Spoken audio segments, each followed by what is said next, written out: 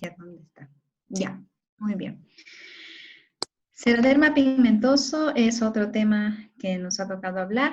Es una entidad que pues se ha encontrado en muchos países. No hay predilección por el sexo. Hay poca prevalencia, menos mal, de esta entidad. Y en nuestro medio, en Perú, generalmente los pacientes que hemos tenido en el hospital son procedentes de la ciudad de Cajamarca. En cuanto a su etiología, el xeroderma pigmentoso es un trastorno autosómico recesivo con un 100% de penetrancia y puede ser el resultado, aquí los genes comprometidos son 8 genes comprometidos. Podemos ver de la A a la G y el último que es la B. Los productos de estos 7 genes, todos ellos están involucrados en la reparación de fotoproductos inducidos por radiación UV en el ADN. ¿A qué se refiere con esto? Normalmente nuestra piel está expuesta a la radiación ultravioleta. Esta radiación ultravioleta produce una alteración a nivel del ADN celular de nuestra piel, produciendo fotodaño a la larga. Al hablar de xeroderma pigmentoso, estamos hablando de el más claro ejemplo de lo que se denomina fotoenvejecimiento acelerado. ¿Qué quiere decir? Que constantemente nuestra piel está en proceso de reparación. Esa reparación se denomina reparación por exusión de nucleótidos y cada gen produce una proteína encargada de todo este mecanismo de reparación. Si existiese una alteración de ese proceso de reparación, tenemos a este xeroderma pigmentoso. Este es algo que para revisar. Como podemos ver, son 8 genes comprometidos. Aquí está la ubicación a nivel de cada cromosoma y la función que realiza cada proteína en su función de reparar. ¿Y reparar de qué? De esta radiación ultravioleta constante que está dañando nuestra piel. Como les decía, es el más claro ejemplo del fotoenvejecimiento acelerado. La característica clínica se va a ver que el 60% de estos pacientes ya tienen reacciones de quemadura solar y 40% se broncean sin una quemadura excesiva, pero ya en los primeros años ya podemos ver estas máculas hiperpigmentadas muy parecidas a las pecas que aparecen en zonas fotoexpuestas, en zonas que han sido expuestas a la radiación solar, es decir, rostro, cuello, escote y extremidades. Como podemos apreciar en la imagen de esta pequeña, ya tiene bastante daño solar porque no tiene ese proceso de reparación del ADN. Esta sería, constantemente estamos reparando, pero ya a nivel tardío en nuestra vejez, pues vamos a tener esas manchas, tanto a nivel del dorso de manos, a nivel del rostro, a nivel del cuello y escote. Estas manchas que muchas veces le decimos manchas de envejecimiento, pero son en realidad manchas producidas por el sol, por ese desgaste del proceso de reparación del ADN. Algo que ya lo vemos muy presente en estos niños, justamente con esta piel media seca, de ahí viene su nombre, xeroderma pigmentoso, es una piel seca, pigmentada. Y si vemos cáncer asociada a esta radiación ultravioleta en etapas tardías, en personas adultas mayores, bordeando los 70, 80 años, estas lesiones lo vamos a ver precozmente en aquellos pacientes niños que tienen xeroderma pigmentoso, como esta pequeña que ya tiene una alteración a nivel del ala nasal derecha. La mayoría de personas con xeroderma pigmentoso, su piel va a ser seca, lo que denominamos xerosis, y también poiquilodérmica. La poiquilodermia se refiere a la presencia de telangiectasias, atrofia y cambios pigmentarios de la piel, producido en este caso por el daño solar en esa paciente. Como este autor encontró que en pacientes con xeroderma pigmentoso menores de 20 años tenían un mayor riesgo de presentar cáncer de piel, ya sea no melanoma, como son el carcinoma vasocelular y el carcinoma espinocelular. El riesgo es más de 10.000 veces mayor que en una edad de 9 años, versus lo que se presenta en los pacientes que tienen 60 años, por ejemplo, en la población de Estados Unidos. Entonces, estas manos que parecen unas manos de una persona adulta de 70, 80 años, pues ya la vemos en niños, ¿no? Entonces, esto es lo que ocurre, lo que hace la radiación solar en nuestra piel. El melanoma cutáneo, su riesgo es más de 2.000 veces asociada a la edad media de 22 años, Esto es más de 30 años de diferencia con la población en general.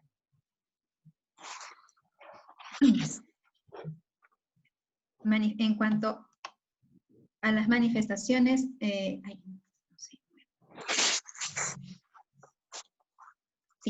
manifestaciones oftalmológicas oculares pueden presentarse en la primera década de la vida.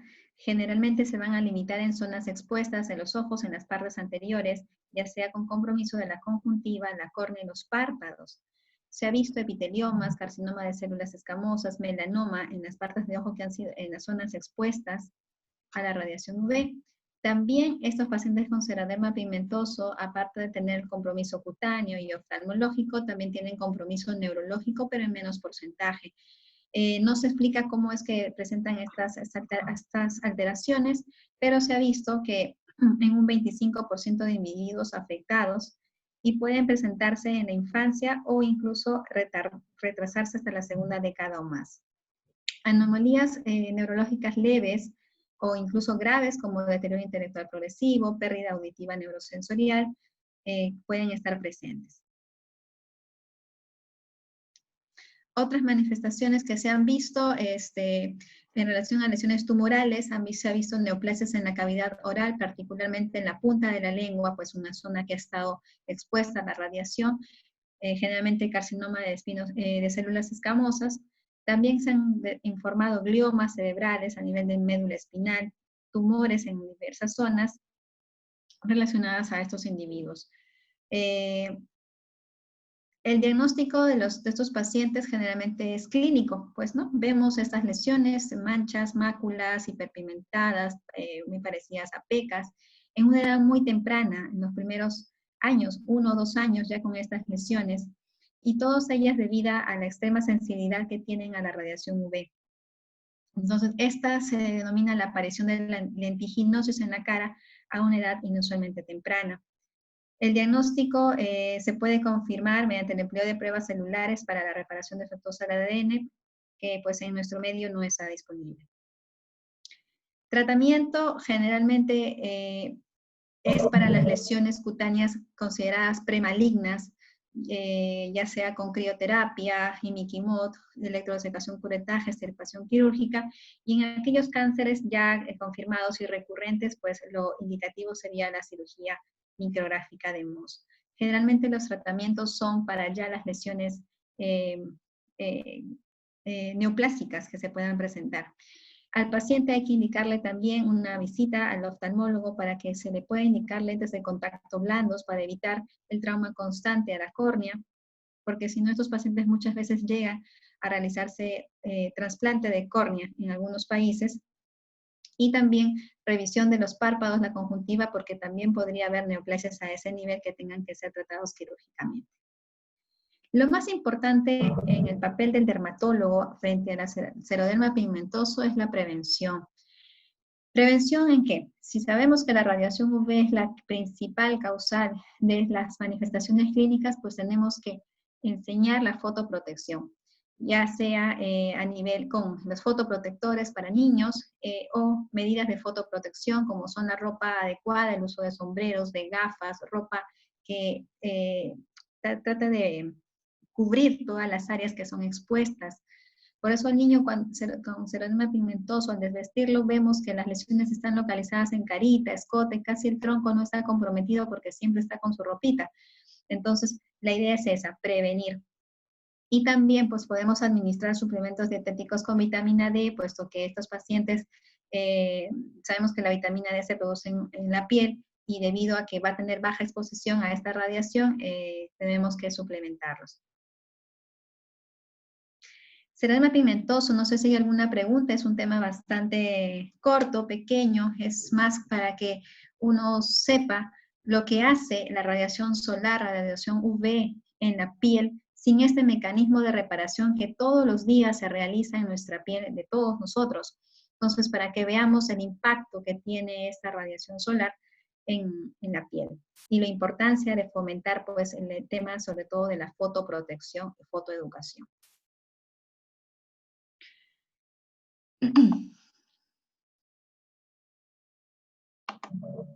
Hay una pregunta, doctora. Sí, a ver, voy acá. Se me quiere ir la batería. La doctora Ana solo consulta Sí, si se prefieren pantallas solares en XP. claro. A ver, ahorita le...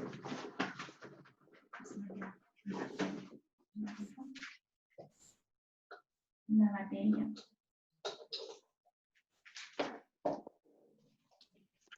La batería se me estaba yendo. Ya. Sí, a la pregunta de las pantallas solares, definitivamente las pantallas solares, como su nombre lo dice, son en teoría como pantallas, la composición que tiene es de un material bastante espeso y actúa muy bien, sobre todo en la población infantil. Sería de preferencia las pantallas solares sobre todo por la consistencia y los componentes que contienen, ¿no? La pantalla Joana, solar no solamente, sí.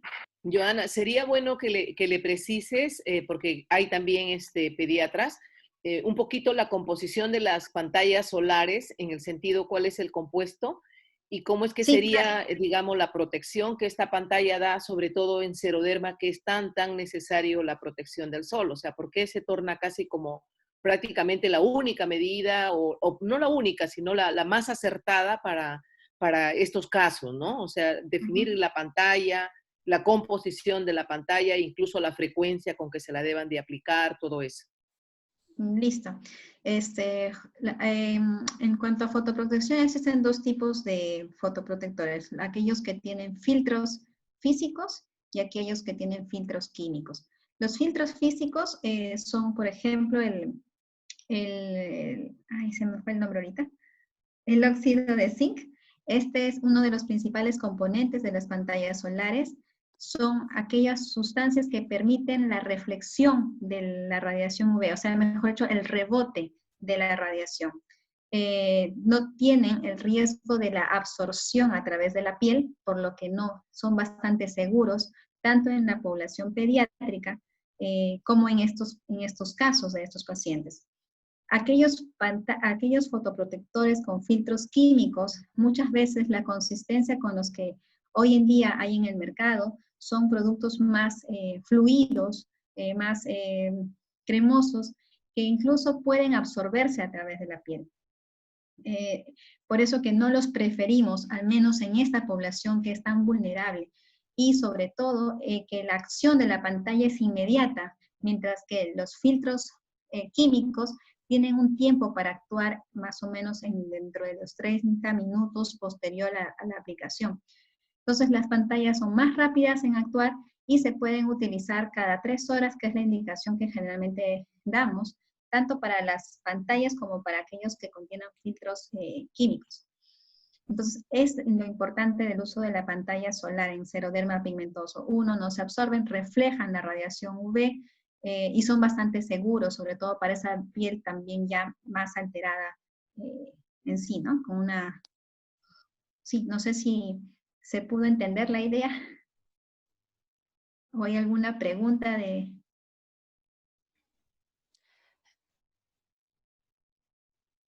¿Sí? Sí, está la doctora Ruth Kurz, pero más o menos sí se ha hablado de su pregunta, el fotoprotector, sí. No hay otra pregunta además de eso. Pues vamos a preferir. Entonces, eso es lo que trabajamos en sí con el paciente, ¿no? La fotoprotección. El niño viene con su gorro, con sus lentes, con el bloqueador, pero que sea una buena cantidad, no algo que se disipe o se pierda rápidamente en la piel, ¿no? Que veamos lo blanco en esos niños, ¿no? Para evitar que tempranamente tengan ya las lesiones neoplásicas como el carcinoma espinocelular y el vasocelular, que son los que más frecuentemente vemos, que a las 10, 9, 10, 11 años ya se está viendo estas lesiones y tenemos que tratarlo. Y muchas veces conlleva pues a procedimientos quirúrgicos bastante extensos y que de alguna manera puede ser desfigurante. Me olvidaba decirles de las pantallas, son dos productos que generalmente contienen, los que más utilizan, que es el óxido de zinc y el dióxido de titanio. Nombre de alguna pantalla en particular, no sé si puedo decirlo. Creo que Sí, yo usamos creo mucho. que es válido. Sí, ¿no? Sí, es En válido. cuanto a marcas, La más utilizada, creo que hoy, por su costo y por su accesibilidad, son una marca que se llama Vagovit, que es una pantalla solar. Otras pantallas que contengan eso, hay otras, no sé, otro laboratorio del Photodar Mineral, que también son a base de filtros físicos, aquellos que pues bloquean la reacción de la radiación, ¿no? Que se reflejan. Que también es La otra. doctora Kurz consultaba, según grupo etario, el fotoprotector de cuánto debería ser. ¿A partir de qué edad se puede aplicar pantallas? Lo más temprano, sí, lo más temprano posible. Siempre las pantallas son bastante inocuas, no tienen ese riesgo de absorción. Generalmente, a manera general, indicamos los bloqueadores a partir de los 2 años y medio, pero en estos casos ya desde los 6 meses lo podríamos utilizar, ¿no? Pero la idea es no exponer al niño. El niño no necesita salir a, no sé, no como el niño más grande, ¿no? De 2 años que quiere salir a la calle. El niño bebé de 6, 7, 8 meses no va a reclamar salir. Entonces, lo ideal sería, pues, no exponerlo. Entonces, sí, el Mineral Baby también. El Mineral Baby también es otra marca recomendable, ¿no? También se tiene estos filtros físicos. También es otra marca, así es.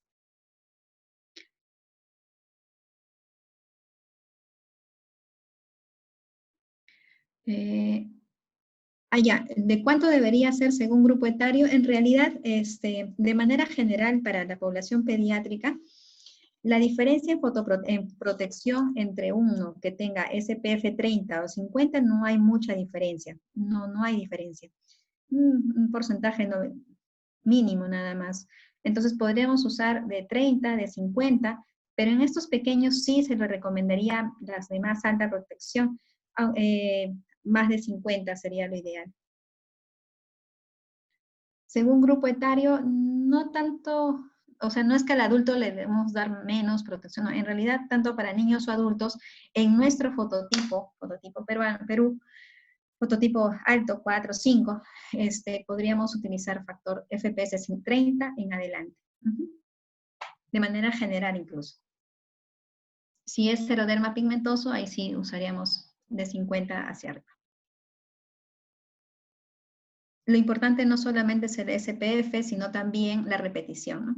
Cada 2 a 3 horas inmediatamente, porque el sudor, el niño corre, entonces eso también se disipa, ¿no? Entonces la idea es constantemente aplicar, para evitar pues justamente estas neoplasias asociadas a la radiación UV. ¿Alguna otra pregunta?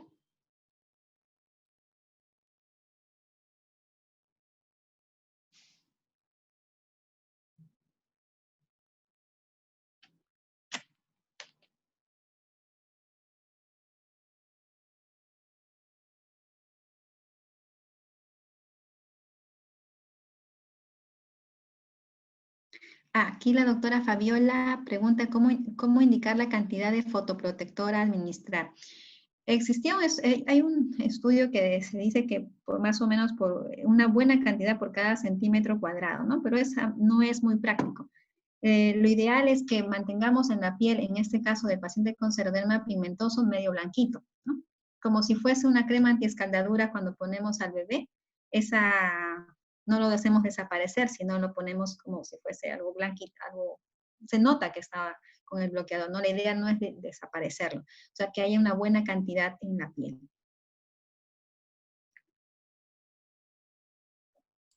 Pregunta a los padres para menores de 6 meses. En realidad, la Academia de Pediatría pues no indica alguno, pero nosotros podríamos utilizarlo con mucha seguridad a partir de los 6 meses. Menores de 6 meses, hay que decir a los padres que el niño pues no necesita estar con fotoprotector debido a que va a ir a la playa o va a exponerse, ¿no? O sea, hay que tener mucho, porque tampoco sabemos si bien es cierto, se dice que esto refleja, que no hay absorción, pero la piel del niño a esa edad, a los 2, 3 meses, es muy delgadita, entonces podría haber una mínima absorción y poder generar algún tipo de hipersensibilidad a algún producto, algún componente de ese fotoprotector.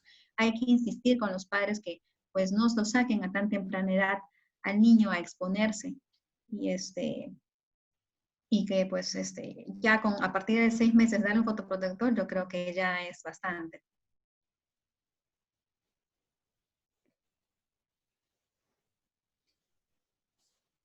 Sí, muchas veces yo creo que se dejan llevar por la publicidad, ¿no?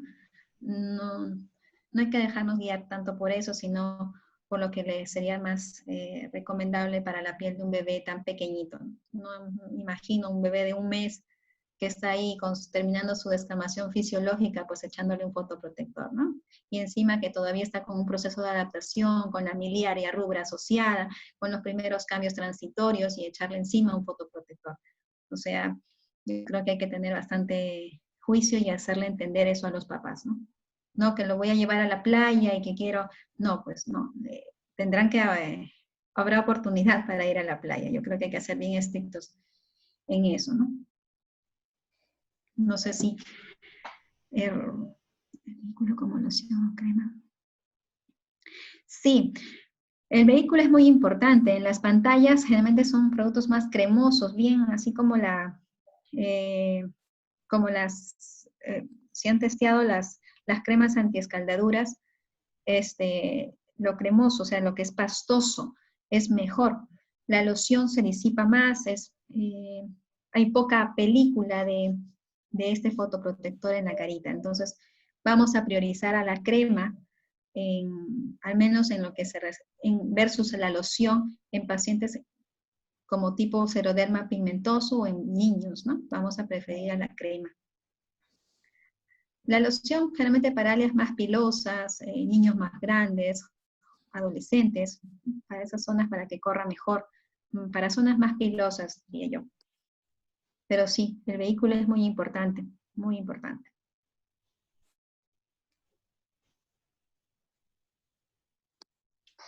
No sé si hay más preguntas. Están buenas sus preguntas, me indica para traerles más información la próxima vez.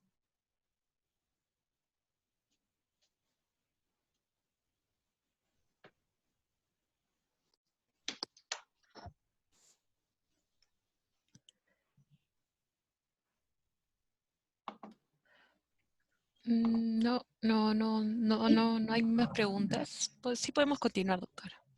Listo, ya. Entonces tenemos que tener en cuenta que si ven un pequeñito con carita o manchas con lesiones de un señor adulto, pensar en seroderma pigmentoso. A ver. Es menos mal, bastante poco frecuente, no lo vemos muy seguido. A ver. No sé. Ya. No sé si en la pantalla también se ven estas manchas celestes. Sí, doctora, sí. ¿Por Hay qué? la No opción sé. hay la opción de borrador. Pero, Ay, no sé qué pasó. sí, en la barra, en la barra de Zoom, ahí hay una opción para puntero y al costado hay un borradorcito. Y Mm, ese, o podemos continuar también así. sí, no Y sé. es una obra de Raro, sí. Ivana, Joana. No Yo sé qué pensé pasó. que se lo había hecho Ivana. No sé qué pasa, solo no sé qué Sí, se me está. sí, o sea, Eso es medio gracioso. Muy bien. uy, Creo que es no, no sé. a ver, vaya a la sección de arriba, hay una barra que se va a abrir de Zoom. Ah, ya lo vi, borradorcito. Ay, uy, Sí, pero qué chiquito. no, Ya. sí, hay otro que es bueno, sí, ya está bien. Hay otro que borra todo, pero está bien, estamos bien. Sí, no sé qué le pasó. No, doctora, mi hijita le he encerrado bajo. Sí, no dejaría. Ya. A ver, ya, listo. Nevos melanocíticos. Pues vamos a hacer una breve revisión de los nevos melanocíticos. Listo. La clasificación de los nevos melanocíticos para su forma práctica vamos a dividirlos en nevos congénitos, adquiridos y otros nevos. Los congénitos vamos a clasificarlos según su tamaño. Esta es una forma fácil de poder estudiarlo. Hoy en día hay formas distintas también de clasificar esto, que a veces lo hacen por superficie corporal, pero vamos a tener esta en consideración para lo práctico que es. Nevos adquiridos, esta definición es de acuerdo a los estudios histológicos y otros nevos. Los nevos melanocíticos congénitos, como su propio nombre lo dice, son congénitos, vienen del nacimiento, son constituidas por células pigmentadas. Actualmente se consideran amartomas derivados de la cresta neural, producidos por mutaciones posigóticas que determinan defectos tanto en la migración como en la proliferación celular. Estas se van a clasificar de acuerdo al tamaño, en pequeños, cuando son menos de 1.5 centímetros, medianos de 1.5 centímetros hasta 20, y gigantes más de 20. ¿Sí? Aquí, por ejemplo, tenemos a un pequeño que es del hospital, un paciente del hospital que tiene este nevus que compromete todo el tronco posterior, ¿no? Es un nevus melanocítico congénito gigante, por decirlo así, y asimismo es piloso, ¿no? Esta forma clínica algunos lo consideran como traje de baño, a esos son nombres que se les da, y también, o en vestimenta, generalmente a los gigantes con un diámetro mayor o superior a 40 centímetros localizados en tronco. También existen las formas kissing nevus, uno de ellos es la dividido del párpado, como en la imagen de aquí, de este pequeño también que es paciente del hospital, que pues como podemos ver aquí es la evidencia del proceso de migración de estos melanocitos entre la 9ª y la 20ª semana de gestación, y cuando todavía el párpado pues está fusionado, ¿no? Y vemos luego cuando ya no está la fusión, pues se separan los párpados, vemos este nevus en forma de un espejo, o denominado también beso-kissing nevus, ¿no? Entonces son formas de presentación también de estos nevus melanocíticos congénitos. Lo importante en los nevus melanocíticos congénitos es el riesgo asociado a melanoma. ¿Cuánto hay de esto y qué dicen los estudios respecto a si tenemos un nevus melanocítico, qué debemos decir al papá si este niño requiere seguimiento o no, porque una de sus nevus podría tener melanoma? Se ha visto que el riesgo en los nevus congénitos gigantes en una revisión principal de 653 melanomas, se ha visto que de estos 653, 11.8% de melanomas existía un nevus melanocítico congénito previo, ¿sí? Y de estos, un 3.552 se asociaba a los nevus melanocíticos congénitos gigantes y un 5.8% a los medianos o pequeños. Es decir, como que no existe predilección en que si es congénito gigante o si es mediano, hay mayor riesgo de melanoma. También vamos a ver que muchas veces en estos nevus melanocíticos congénitos grandes, medianos o gigantes también, existen dos tipos de proliferaciones benignas que los vamos a ver como en forma de nódulos proliferativos y lesiones amatomatosas. Los nódulos proliferativos tienen un comportamiento benigno, y generalmente lo vamos a palpar como nódulos en estas lesiones, ¿no? Entonces muchas veces nos asustamos porque cuando vemos un nódulo en un nevus melanocítico congénito, pues hacemos biopsia, y pues muchas veces son lesiones benignas correspondientes a las proliferaciones benignas. Algunos autores han propuesto que aquellos nevus melanocíticos congénitos gigantes de mayor tamaño y que se asocian a un número de lesiones satélites tienen el mayor potencial de malignización. Entonces, paciente con este nevus congénito gigante o con lesiones satélites, pues hay que hacerle mayor seguimiento. A algunos afectan solo una extremidad o a la cabeza, y estos sí tienen riesgo más bajo de desarrollar melanoma. En lo concerniente a nevus congénitos medianos, en esta serie de 239 pacientes no se detectó ningún melanoma durante 25 años de seguimiento, ¿no? Hay una diferencia aquí. Entonces, y en otro estudio se detectaron 3 melanomas, una baja 1.3%, una baja frecuencia. Entonces, algunos autores que aconsejan la exéresis de los casos que sean difíciles de vigilar por su localización también y que producen alteraciones estéticas importantes, ¿no? Entonces, si tenemos un nevus melanocítico congénito mediano, podríamos optar por la exéresis y en caso pues tenga alguna de estas indicaciones, sea difícil de vigilar, un paciente que venga de provincia, que no va a venir a sus controles, o alguna lesión que esté en cuero cabelludo, ¿no? Y que no, o que produzca alguna alteración estética. Más no los grandes o gigantes, porque ahí sí hay mucha, el tratamiento quirúrgico muchas veces conlleva defectos importantes en la piel del niño, teniendo múltiples cicatrices y a veces pues con un riesgo tan bajo de presentar melanoma.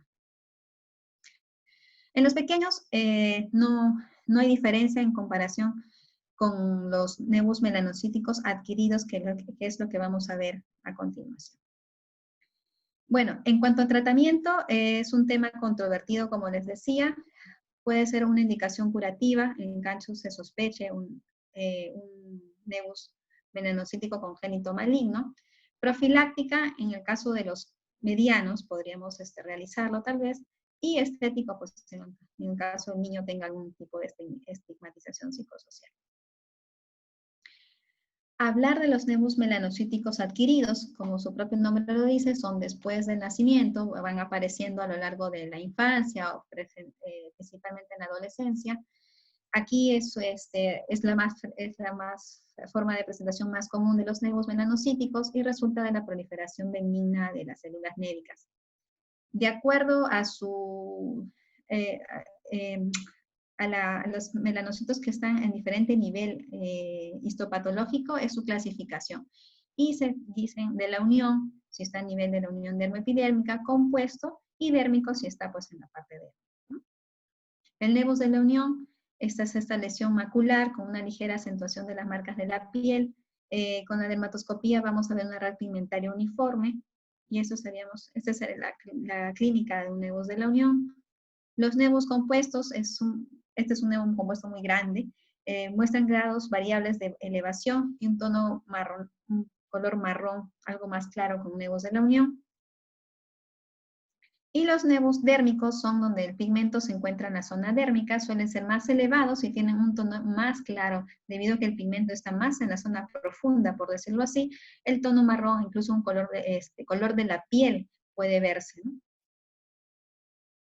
Entonces, estos son los que a veces vemos, y muchas veces aquí podemos ver a esta paciente que tiene tres nevus dérmicos, y vemos que el color se va disipando o va perdiéndose a lo largo en el tercer nevus, ¿no? Ya no se evidencia tanto color. Entonces, generalmente se tienden a veces a perder el color con el pasar de los años. Otros tipos de nevus a considerar uno de ellos es el nevus de Spitz. Esta neoformación papular media rosa café aparecen antes de los 40 años y tiene predilección por ambos sexos. Patogénesis desconocida, se ha asociado a quimioterapia, embarazo, pubertad, y se presenta con mayor frecuencia en la cabeza y el cuello. Debido a que muchas veces estos nevus de Spitz pueden virar hacia melanoma, es que ni bien los detectemos, hagamos la extirpación quirúrgica con el estudio histológico respectivo. Ya. Dentro de las... ¿Sí? Doctora, le iba a consultar si podía de repente borrar un poquito estas manchitas. Sí, no sé qué cosa le pasa. No sé qué cosa está Hay sucediendo. la opción de borrador y al costado extremo derecho de donde sale ese borrador, ¿Ya? también hay un iconito que borra todo lo que ha escrito. O todo lo que, sí, toda esta mancha. A ver, ¿Format ese? ¿O Spotlight? no. El No sé último, qué. el último recuadrito que aparece. Ya, Ajá. pero no sé por qué se está pintando. Ahorita acaba de desaparecer y hay un icono parecido al puntero por ahí cerca también. Ya. Ajá. Y ahora ya va a estar con un puntero. Ajá. Ah, Ya. ya. Sí, Ok. pues no sé cómo se hizo. Bueno, dentro de las melanocitosis dérmicas también vamos a hablar del nevus de Ota. El nevus de Ota es esta mancha media grisácea que se localiza generalmente en la hemicara, predomina más en mujeres, presentan 2 picos de aparición. Y esto es lo importante porque lo vamos a ver dentro del primer año de vida en casi el 50% de los casos y en otro grupo en la pubertad, o sea, justamente nuestra población pediátrica, ¿no? Entonces, explicarles, hemos visto niños pequeños de 2 años con este nevus de Ota. Y como les decía, pues son estas manchas mal definidas de color grisáceo leve, en algunos casos acentuado. Y generalmente es unilateral. Nevus de Ota, ¿no? Para que sepan la clínica. No es nada de tener en cuenta, es una... Aquí, melanocitosis dérmica se refiere pues que los melanocitos se encuentran en la parte más profunda de la piel. Por eso tiene esa coloración grisácea, no tan negra como si se estuviera en la parte más superficial. El nevus de Ito es otro tipo de nevus que solamente se diferencia del nevus de Ota por su topografía, por la localización, generalmente en región supraclavicular, escapular o deltoidea. Bueno, nuestros profesores siempre decían para acordarnos que el nevus de Ota está en la carota y el nevus de Ito en el hombrito. El nevus azul es otra forma frecuente de melanocitosis dérmica, que aparece durante la infancia o la adolescencia.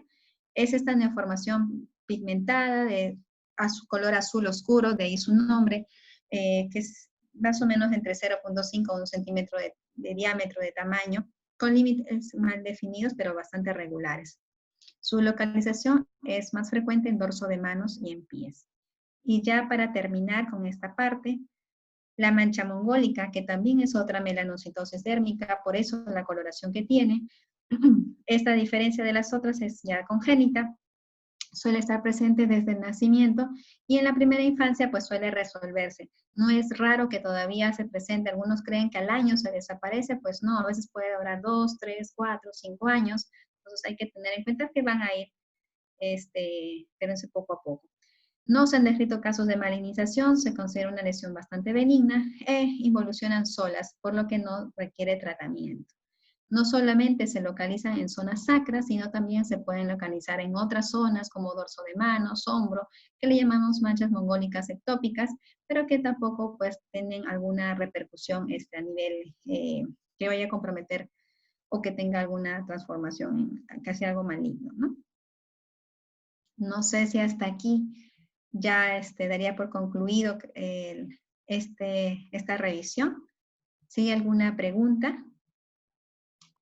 Joana, ¿y hay algún tratamiento para el nevus de Ota o el nevus de Ito? Generalmente son tratamientos estéticos. Hoy en día pues existen los láseres para lesiones pigmentarias. Se ha visto buena respuesta a los láseres.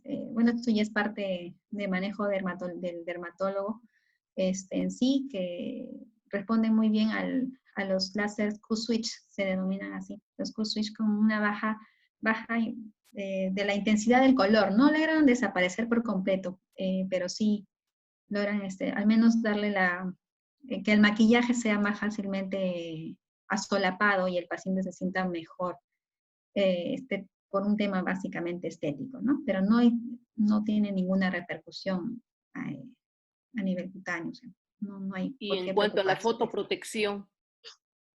La fotoprotección en realidad tiene que ser siempre, ¿no? Así tenga o no tenga el nevus de Ota, la indicación es la misma para todo paciente. Y más, sí, debería siempre realizarse, ¿no? Más aún si se realizan estos procedimientos estéticos.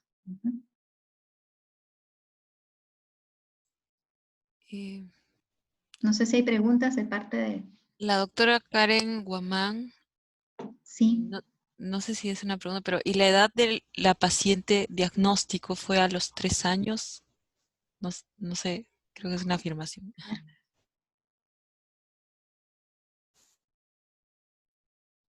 Todos en la reunión. No No, creo que no. entiendo. A ver. Sí, yo también.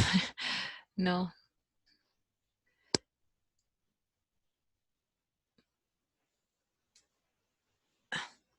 Al nevus de Spitz, si fue biopsiado y reaparece. Sí, ¿cuál es la conducta? Sí, hay que hacerle seguimiento y nuevamente tomarle, porque estos casos de los nevus de Spitz son bastante dudosos, entonces es mejor la exéresis. Seguramente no hubo una buena resección de la lesión, se ha aparecido, ¿no? La edad de la paciente diagnóstico fue a los 3 años. ¿Del Nebus Spitz se refiere? La doctora Karen Guamán. Ah, sí, sí, acaba de escribir. Ah, que la paciente tuvo 3 años con el Nebus Spitz. ¿Algo así? Sí. Doctora, si podría escribir la pregunta para ser resuelta. Yo creo que si el Nebus Spitz fue biopsiado y reaparece, la conducta otra vez es quirúrgica. Sí, puede haber a tempranas edades. Hemos visto casos de pequeños con Nebus Spitz. A esa edad fue diagnosticado. Sí, sí, sí. Sí hay casos en niños, por eso lo pusimos. No es muy frecuente, claro está, ¿no?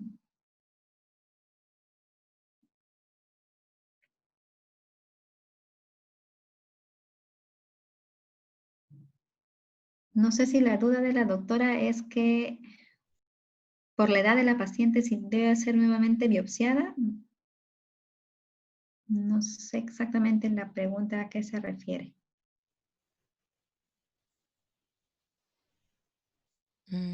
Sí. Doctora, si aún no se ha resuelto su consulta, puede escribirla Sí, nuevamente para entenderla. A ver. Aparte, no. ya. Ya sé, claro. Listo.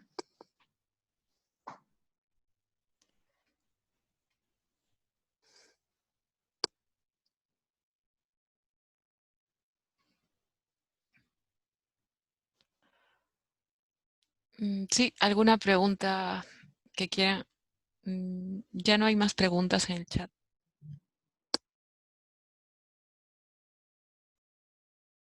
Sí, ¿no hay alguna pregunta adicional?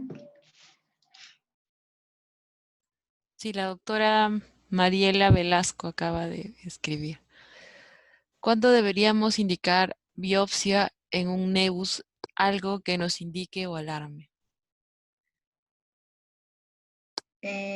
Generalmente para ver este riesgo de melanoma usamos el ABC, el ABCD en dermatología.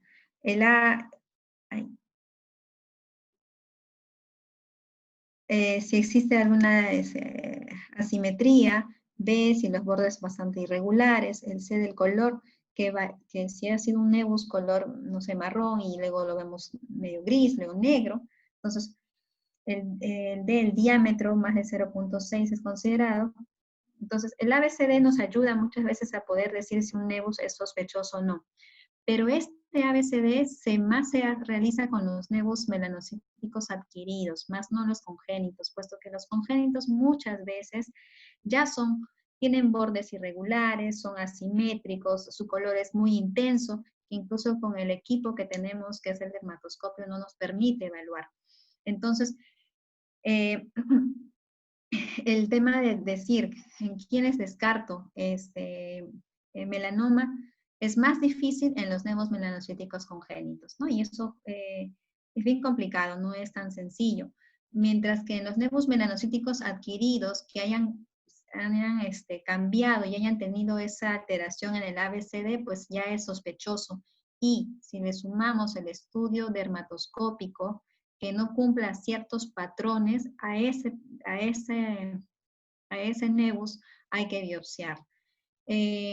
Ustedes, la mayoría son de pediatría, tengo entendido, entonces yo creo que debemos tener en cuenta el ABCD porque es más fácil ponerlo a la práctica. El estudio dermatoscópico ya sería por parte de los dermatólogos con este equipo para poder saber qué patrón está alterado, qué patrón presenta que podría mostrar cierta alteración para ver si es tributorio a una biopsia. En los niños, a diferencia de los adultos, muchas veces tienen muchas variaciones. Hay nebus que a veces toman coloraciones de negro, toman coloración a rosado, y para nosotros si pensamos o lo extrapolamos del adulto, ya decimos, esta tiene una gran variación, y pensamos un melanomas a melanóticos. En cambio, en los niños no. ¿No? Es bastante, en la población infantil es bastante difícil a veces hacer el seguimiento o la valoración de sospecha en los nevos. Por eso hay que, si lo consideramos sospechoso, lo biopsiamos. Entonces yo creo que, eso sí, patrón clínico más patrón dermatoscópico, y ahí hacemos la biopsia.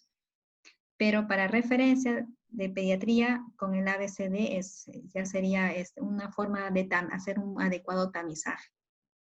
Cuando sospecho de malignidad en los nevos melanocíticos gigantes o medianos, generalmente con la presencia de estos nódulos que se palpan a nivel ya sea del tronco, en esos gigantes, se pueden palpar a nivel de tronco. Muchas veces son proliferaciones benignas, pero más vale el estudio porque no podemos diferenciarlo muchas veces. Entonces sí le hacemos biopsia a aquellas lesiones, los evaluamos anualmente y vemos alguna de ellas que tenga estas nodulaciones. Es una característica más clínica para poder someterlo a biopsia.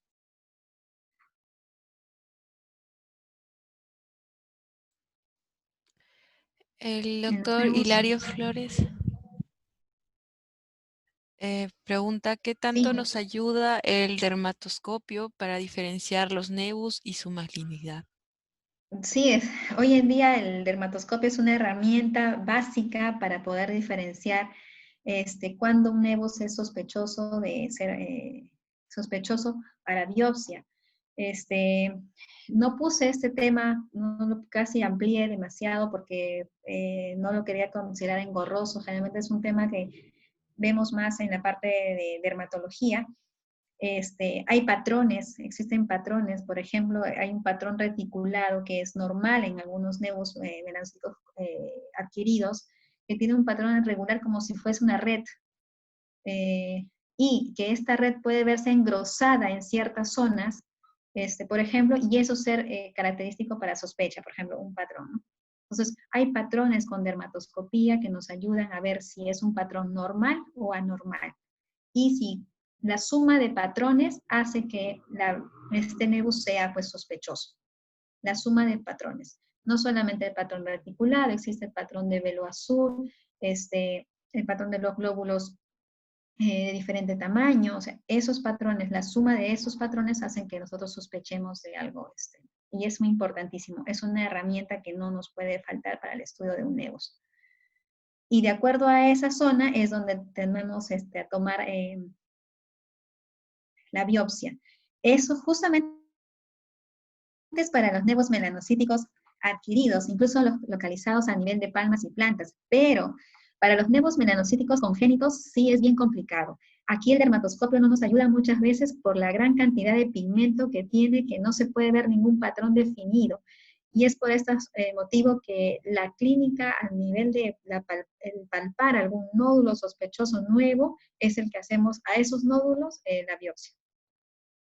O que hayan cambiado de coloración o que tengan alguna lesión sobreagregada como lesiones tipo heridas, ¿no? que puedes pues, llamarnos a la sospecha. Pero no, ahí en el dermatoscopio no nos ayuda mucho en los congénitos, más bien en los adquiridos.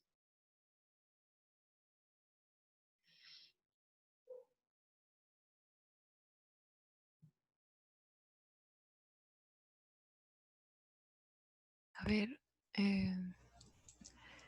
¿Sí? no hay más preguntas en el chat, doctora. Podemos continuar. Sí, hasta aquí era la clase. Creo que he corrido un poco en lo que es la teoría. Por eso quería saber si había algunas preguntas, porque sí me ayudaría mucho para ver si he tratado de que no sea tan complejo el tema y sea bastante, Ya, comprenda muy bien y sea práctico sobre todo, ¿no? Para la consulta pediátrica diaria. bien, No sé si hay entonces, preguntas en relación a los Noa, otros la temas también. extensión de las Sí. manchas mongólicas tendrá algún valor o las manchas mongólicas ectópicas alguna consideración especial o mencionarles hasta cuánto tiempo van a durar? En cuanto a las manchas mongólicas, las ectópicas generalmente no, o las grandes no involucran alguna enfermedad asociada. Se dice que podríamos estar evaluando algún problema metabólico en el niño, pero por lo general no se ha visto algo que sea importante, ¿no? Que debamos referir al paciente. Y van a desaparecer, sí, es muy variable. Hay casos que han desaparecido hasta los 9, 10 años incluso, sobre todo aquellos que tienen mucho pigmento, mucho pigmento. Pero todas desaparecen. En los 2 o 3 años ya no hay estas manchas mongólicas.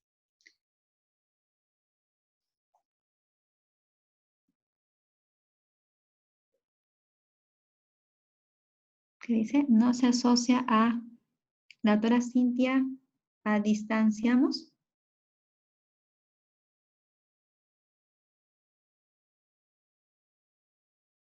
A disrafismo no se asocia a disrafismo. Se ha asociado más que todo a problemas metabólicos. Pero no, la verdad que no hemos tenido, no hay algo que se le haga al paciente que tenga que ser sometido a pruebas de laboratorio. Solo si se encuentra algo sospechoso en el paciente fuera de la mancha mongólica. Pero no se asocia a disrafismo.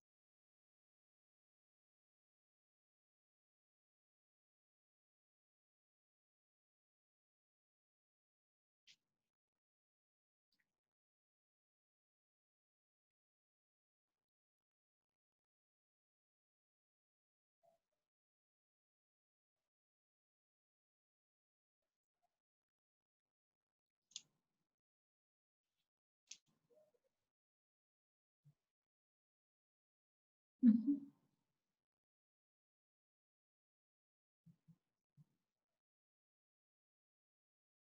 No sé si hay alguna otra pregunta o algo que no les haya quedado claro también, que lo podríamos discutir, y si hay algo que no sepamos, lo buscamos.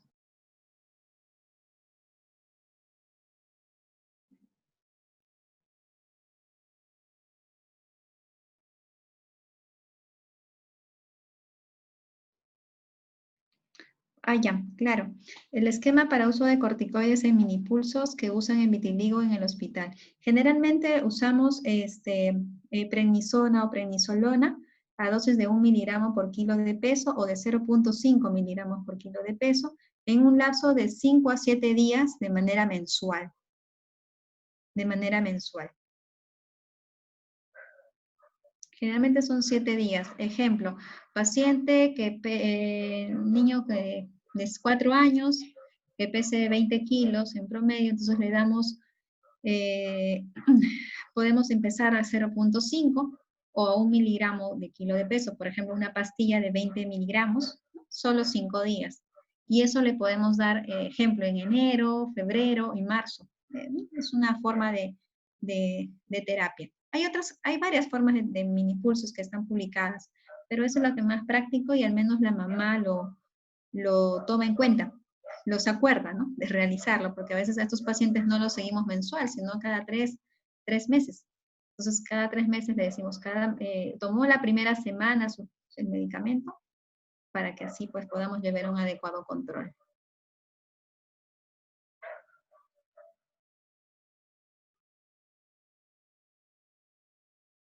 Muchas veces usamos solo 0,5, 10 miligramos. Depende de la edad del pequeño, depende de lo que queremos tratar también, de cuán extenso esté este vitiligo. En segmentarios somos más agresivos. En cambio, en las zonas perianales, por ejemplo, focales, y lo que nos viene bastante es en zonas genitales, ahí usamos a 0,5 y poco tiempo. Hay muy buena respuesta con el tacrolimus.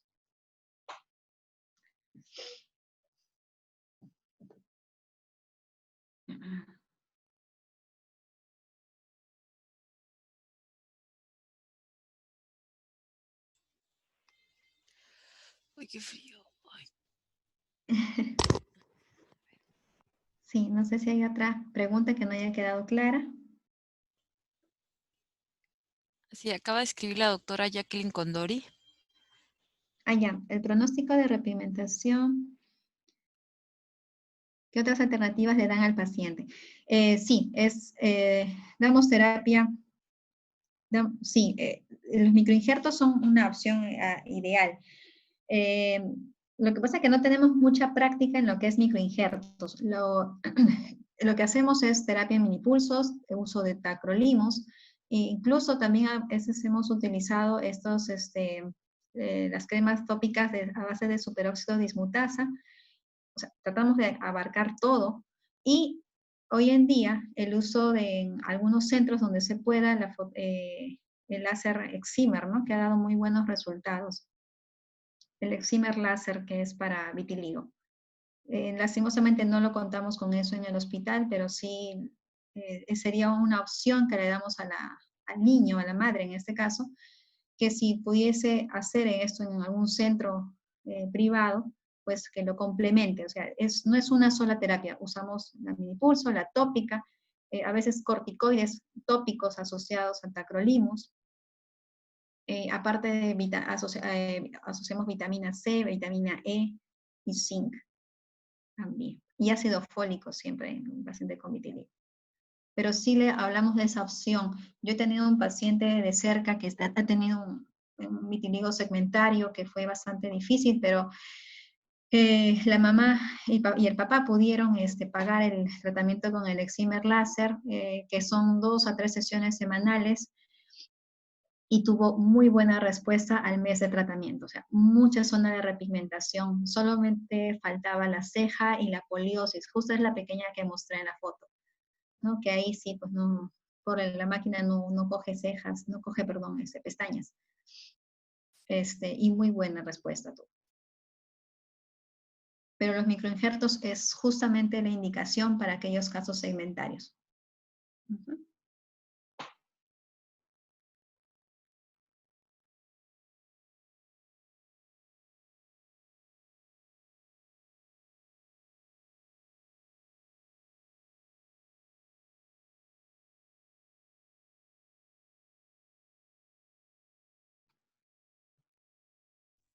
Algo importante que no sé si decirles que el tratamiento oportuno en un vitiligo es importante, ¿no? No es lo mismo tratar a un paciente con un tiempo de enfermedad de un mes a un paciente que tiene ya un año y medio con vitiligo. Definitivamente la respuesta no va a ser la adecuada luego de los 9 meses de enfermedad que tenga este paciente, ¿no? No va a haber. Entonces, la derivación oportuna es importante en estos casos. El tiempo es importante. ¿De qué área del nevus melanocítico congénito la doctora Jacqueline Condori, sospechoso de malignidad, tomó la biopsia? Generalmente, si fuese un nevus melanocítico congénito gigantes, de las lesiones nodulares. De las lesiones nodulares son las que tomamos las biopsias. Estas lesiones papulonodulares que se palpan cuando hacemos el examen. Porque ahí no nos va a ayudar la dermatoscopía, es bastante complicada.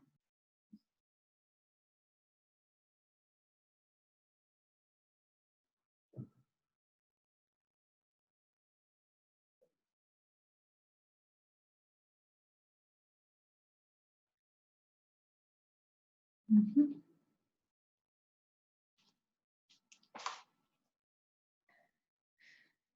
Nevus melanocítico.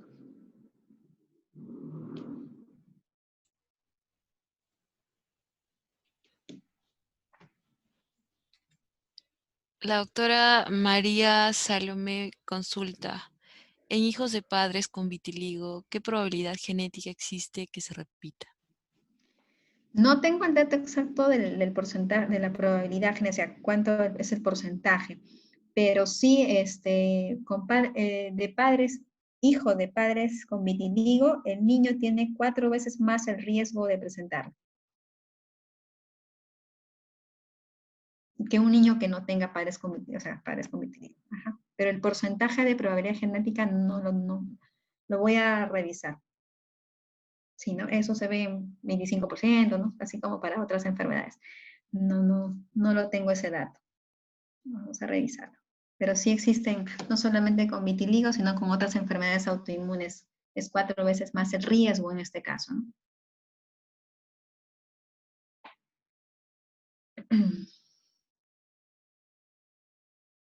Pero imagino que la probabilidad es bastante alta.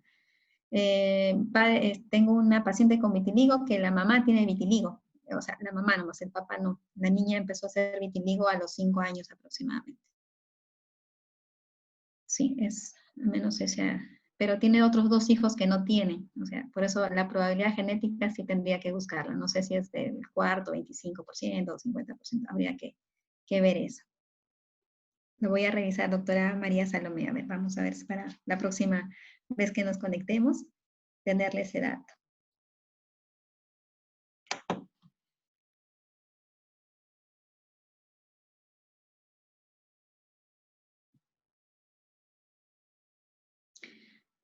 Siempre hay que buscar autoinmunidad, otras enfermedades asociadas. Tengo un paciente con alopecia areata de difícil manejo porque aparte tiene este paciente depresión. Su hermana tiene vitiligo, la hermanita tiene, el niño tiene 12 años y la niña tiene 9 años más o menos, y la mamá recién, no sé cuántos años tendrá la madre, yo asumo tendrá sus 40 años, recién está haciendo lesiones acrómicas a nivel periorificial, recién a su edad. ¿No? En promedio tendrá 40, asumo yo. A veces pueden ser, uno le dice, no, señora, ¿sabe qué? Su niña tiene vitiligo, hay un componente genético, y lo primero que saltan son los, pero mi familia no, la mamá dice eso, el papá dice, de mi familia tampoco, no hay historia, ¿no? Y miren, a la larga la mamá está haciendo vitiligo también. Entonces, hay que ser, a veces no dejarnos bajonear, como dices, cuando el papá te dice, no, no, no, pues hay que explicarles que a veces por ahí hay algún antecesor, ¿no? No todos conocemos a todos nuestros antecesores. ¿Cuáles son las alternativas de tratamiento para angiofibromas faciales en esclerosis tuberosa aparte del láser? Antiguamente se hacía quirúrgico. Yo, ni bien salí de la residencia, empecé a sacar angiofibromas con electrocirugía, ablación, electrocirugía. Y en algunos casos, que son lesiones más nodulares, hacía exéresis quirúrgica, ¿no? En forma de ojal, para evitar que tenga un buen resultado quirúrgico.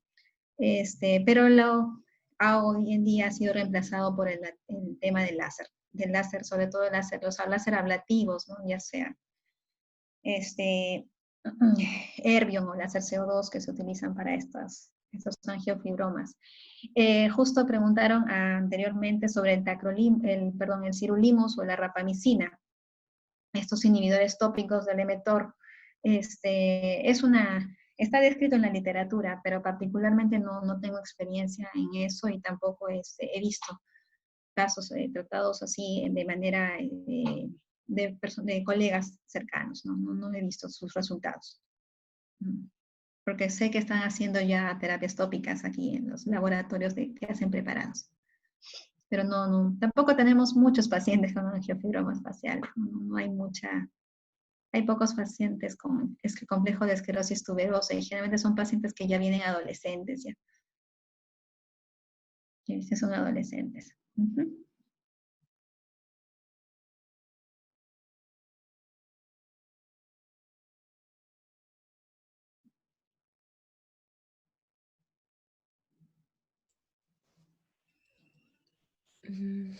Doctores, pueden ¿Sí? escribir sus preguntas. Esperamos Sí. unos 5 minutos más para los doctores que quieran hacer preguntas y de ahí. Procedemos a la resolución Ajá. del pretest, ¿no? Tengo Sí. para... Listo. A la doctora Rocío Gallegos, consulta. Ujú. Si un niño con vitiligo no puede recibir fototerapia, ¿se aconseja exposición al sol? Ya, existe una forma de tratamiento que es a base también de la exposición solar cuando dábamos esta crema que es la esencia de bergamota para repigmentar, pero son minutos, o sea, no es que se haya una exposición solar y justamente con esta terapia tópica. pero son minutos, o sea, no puede ser reemplazado como terapia la exposición solar con la fototerapia, no. Mejor es que realice otro tipo de terapias y no aconsejarle que se exponga libremente al sol. ¿Por qué? Porque la radiación UV no solamente es UVB, también es UVA, tiene infrarrojos, tiene otras. Y el tiempo, pues, no va a garantizar lo que recibe por fototerapia UVB de banda angosta, que es lo que usamos en niños. Aparte de los efectos secundarios que este acarrea, ¿no? Una exposición solar constante no es lo indicativo, no sería la terapia a indicar, ¿no? Podría indicar otro tipo de terapias, ¿sabes? Tópicas o sistémicas, pero no la exposición al sol. Sobre todo si es niño, lo cuidamos mucho de la radiación solar.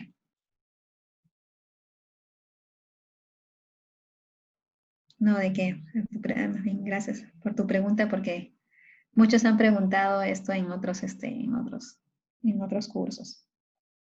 Si reemplaza, ¿no? Los baños de sol, decían. ¿Reemplaza el baño de sol a la fototerapia?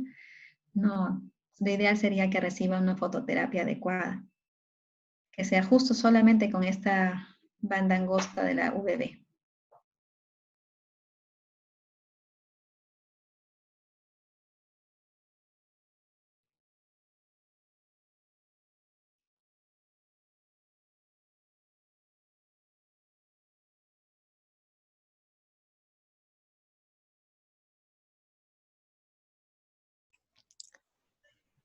Sí, otro.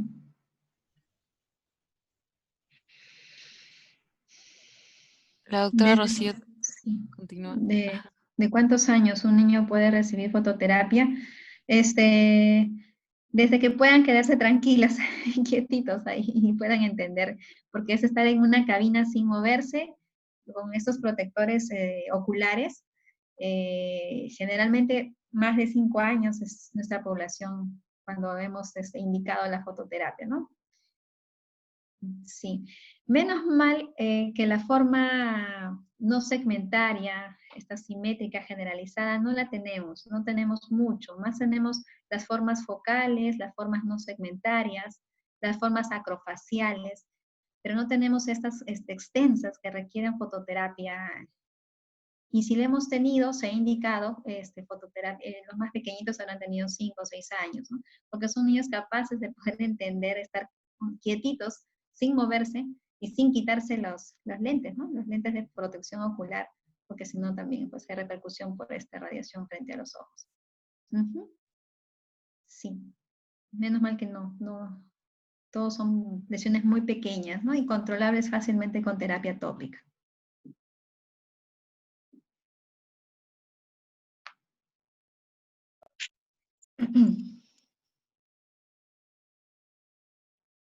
No, ¿de qué?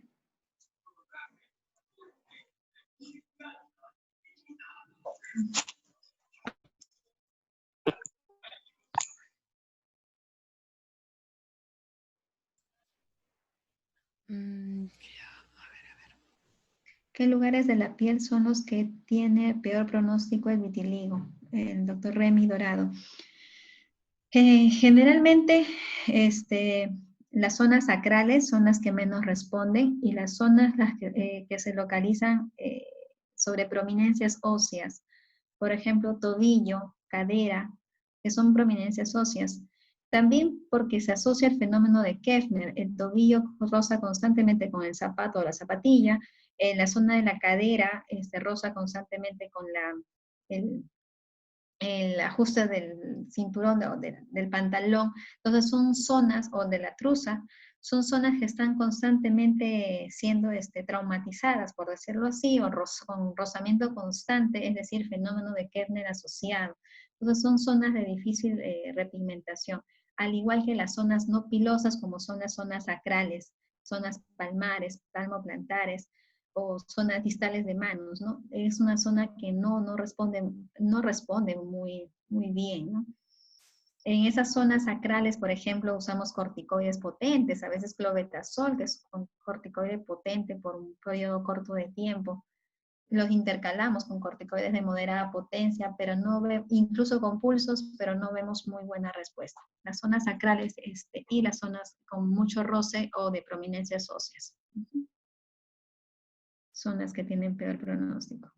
La doctora Esther me dice, en un niño de 2 años con vitiligo en región perianal, ¿cuál sería el manejo apropiado? Uno, usamos terapia tópica generalmente en zona perianal, y con muy buena respuesta. Yo creo que el tacrolimus, e incluso al 0, a veces algunos empiezan con bajo porcentaje, existe en el mercado del 0.03%, y existe también al 0.1%.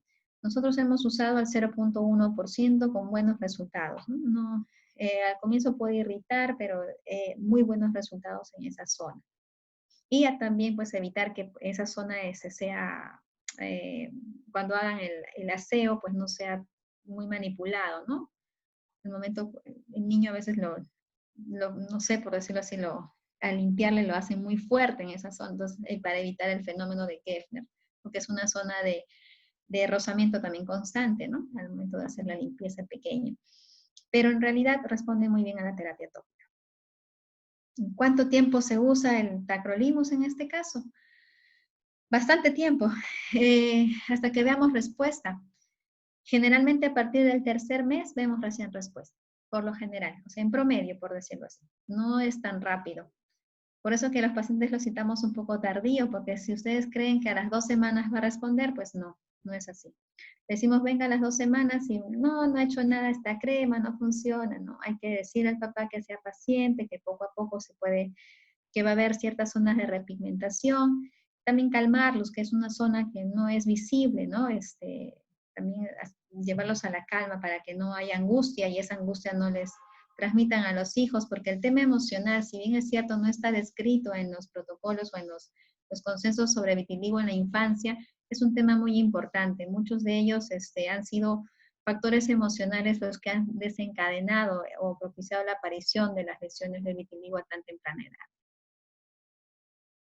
Sí, no, un tiempo promedio no te podría decir.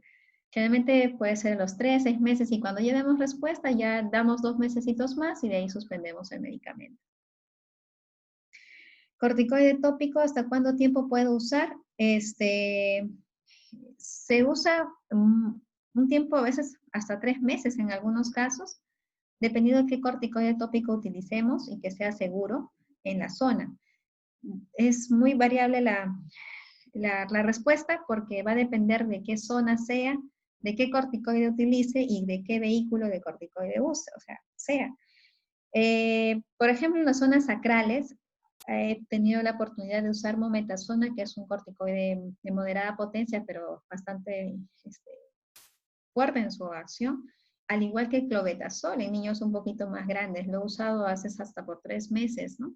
Como dice la literatura, hacer seguimiento de 12 semanas con un corticoide potente. Y muchas veces no he visto respuesta, a veces, a pesar de su uso. En algunos casos sí, en algunos casos no, es muy variable. Por eso depende mucho de qué tipo de corticoide se utilice y en dónde vamos a utilizarlo, ¿no? Es muy variable. Pero si me dices una lesión de cara que no quiero usar tacrolimus y quiero usar corticoide tópico, sí sería pues uno de moderada potencia y tal vez 2 semanitas, de ahí descansar y volver a utilizar, ¿no? No son terapias de uso continuo a nivel de cara, por ejemplo, ¿no? Menos en párpados. Por eso que en caritas siempre vamos a preferir usar el tacrolimus.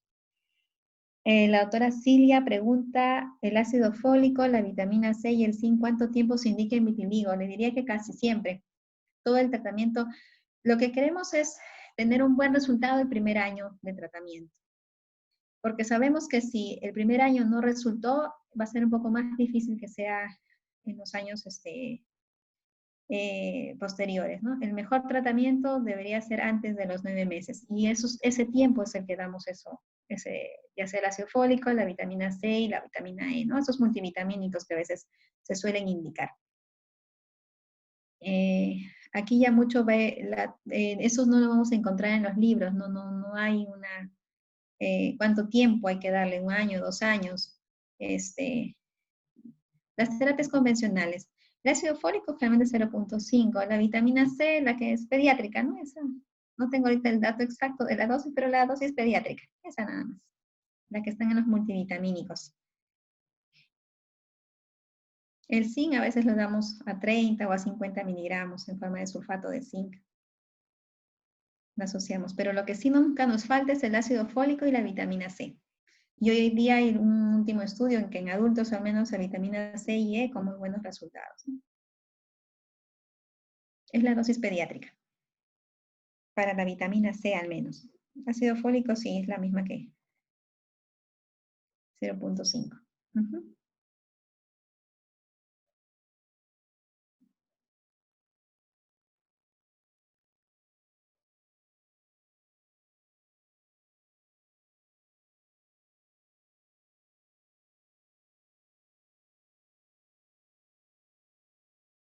Muy bien, listo. No sé si hay otra pregunta.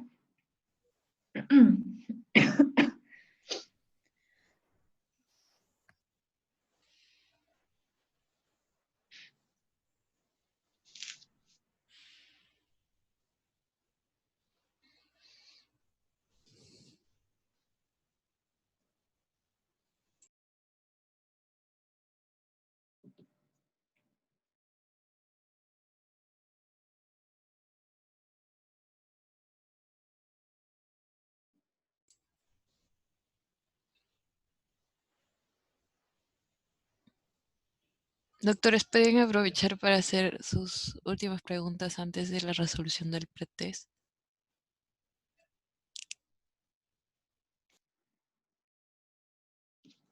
También tienen un examen después, ¿no?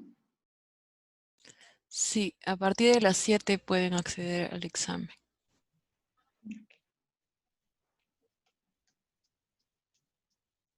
La doctora Silvia Hurtado pregunta, ¿qué hidratante podría recomendar para pityriasis alba? En realidad es hablar de hidratantes, pues es hablar de una gama de productos y sobre todo de los componentes, ¿no? Los hidratantes para nosotros se dividen en emolientes, en humectantes y en sustancias oclusivas, para más o menos decirlo de forma esquemática. Y generalmente usamos mucho los emolientes. Los emolientes son aquellos que tienen los lípidos intracelulares de forma exógena, por decirlo así. Son productos más que justamente requiere la piel porque lo ha perdido muchas veces. O sea, el tema de la cerosis relacionada a la pityriasis alba lo extrapolamos a lo que tiene un niño con dermatitis atópica, ¿no? Esa cerosis característica. Y usamos mucho las cremas emolientes. No sé si hubo un tema de, no sé si se ha hablado en algún momento de los emolientes, no quisiera,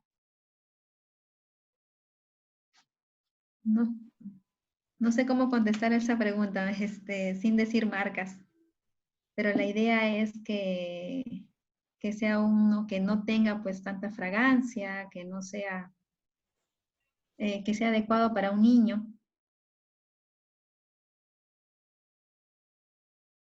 Por ejemplo, nosotros cuando hablamos de hidratantes, decir emolientes son aquellos que tienen muchas en su composición los ácidos o lípidos exógenos en este caso. Si hablamos de humectantes, un ejemplo es la urea, es la base de la urea, son medicamentos o cremas hidratantes que contengan urea en su composición. Y al hablar de cremas oclusivas, estamos hablando de aquellas que contengan principalmente la vaselina. Entonces, los niños con pityriasis alba no le puedo colocar una urea porque puede ser un poco irritante. No le puedo colocar un oclusivo porque suele ser no es adecuado para la zona. Los oclusivos los usamos donde hay muchas zonas de liquenificación o son unas pieles de consistencia áspera, ¿no? Muy áspera. En cambio, los emolientes no, son más entre cremosos y fluidos, pero la consistencia es a base de nuestros lípidos y adicional a eso, Muchos emolientes en el mercado tienen sustancias antiinflamatorias que nos pues, ayudan también en la recuperación de esa piel. Sí, podría extrapolar alguna hidratante o emoliente que se use para dermatitis atópica. Podría utilizar en ese paciente.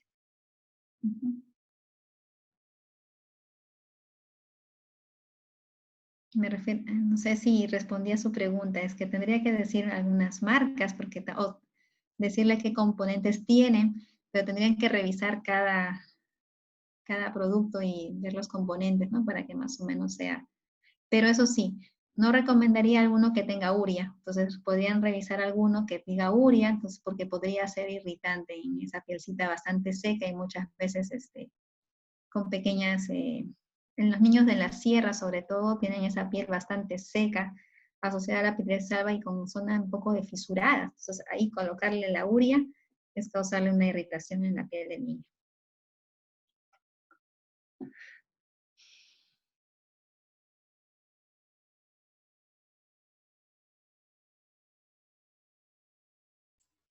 Ya. ¿Sí? A ver, ¿alguna pregunta más, doctores? Oh, ya. Bien, doctora, creo que ya podemos ¿Sí? pasar. Sí. Bien, a ver, vamos a hacer la parte de la respuesta a las, yo creo que como me han respondido muy bien a los casos clínicos, de igual manera también así a las preguntas del pretest. La pregunta 1 decía, ¿cuál de los siguientes signos no es criterio diagnóstico para neurofibromatosis? Pueden poner en el chat su clave.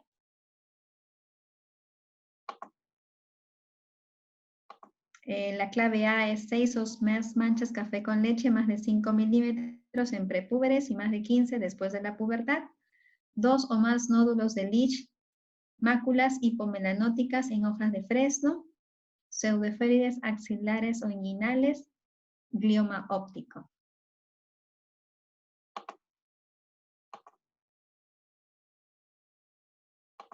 Listo, máculas hipomelanóticas, pues no es un criterio diagnóstico, más sí para la esclerosis tuberosa. Perfecto. La pregunta 2 es, lactante varón de 10 meses, quien presenta el examen físico 6 manchas café con leche mayores de 5 milímetros. Asimismo, se observa un adecuado desarrollo psicomotor. No presenta antecedentes familiares de neurofibromatosis. Según lo relatado, ¿cuál sería el diagnóstico y la conducta a seguir? La clave A es NF, interconsulta en neurología. La clave B es NF, interconsulta genética.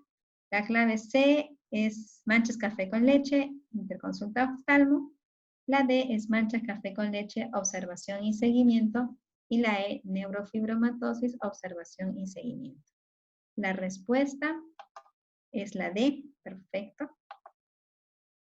Sí, está muy facilito, ¿eh? La próxima pretest va a ser más complicado. La pregunta 3. En relación a esclerosis tuberosa, ¿cuál de los siguientes enunciados no es verdadero? Es decir, falso. Es un trastorno autosómico dominante con 2 genes responsables que codifican la martina y tuberina. B. Las manifestaciones neurológicas incluyen epilepsia, discapacidad intelectual, trastorno del espectro autista y problemas de conducta. La C. La epilepsia puede presentarse a cualquier edad, sin embargo, la mayoría de los casos se presenta en el primer año de vida. La D, entre las manifestaciones dermatológicas tenemos máculas hipomelanóticas, parche de Sjögren, angiofibromas y fibromas unguiales, y más del 80% de los pacientes desarrollan neurofibromas por la pubertad con una exacerbación durante el embarazo. Perfecto. Facilito. Esto es para neurofibromatosis. Pregunta 4, lactante de 2 meses, presenta hace 1 mes y medio mancha hipocrómica de 3 centímetros de bordes acerruchados, esa es la clave, en abdomen asintomático. ¿Cuál sería su presunción diagnóstica?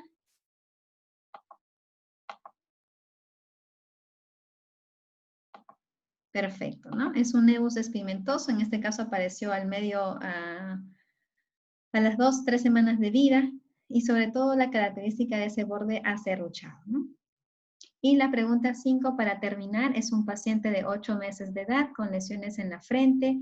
Madre refiere haber aplicado corticoide tópico por casi un mes sin mejoría. Al examen, manchas hipocrómicas en área interciliar con algunos bordes definidos. Si sospecha de pityriasis versicolor, ¿cuál sería su manejo inicial? A, solicitar un examen, un KUH. B, solicitar un cultivo de hongos. C, continuar con tratamiento tópico corticoide instaurado previamente.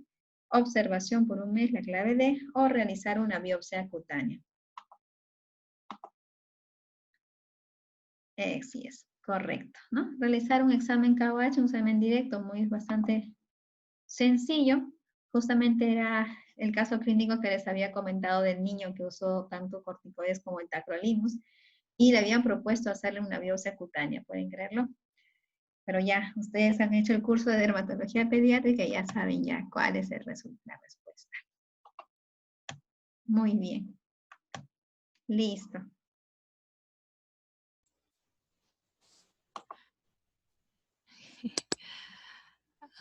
Sí, esa sería la clase de hoy. No sé si hay alguna pregunta final de parte de los doctores para terminar la sesión. Yo creo que se ha agotado bien el tema, todo ha estado completo, e incluso ahora con el desarrollo del pretest. Y creo que también ha sido un buen momento porque los chicos a partir de ahora tienen que desarrollarnos también el examen. Pero sí digamos, es una clase para mí muy importante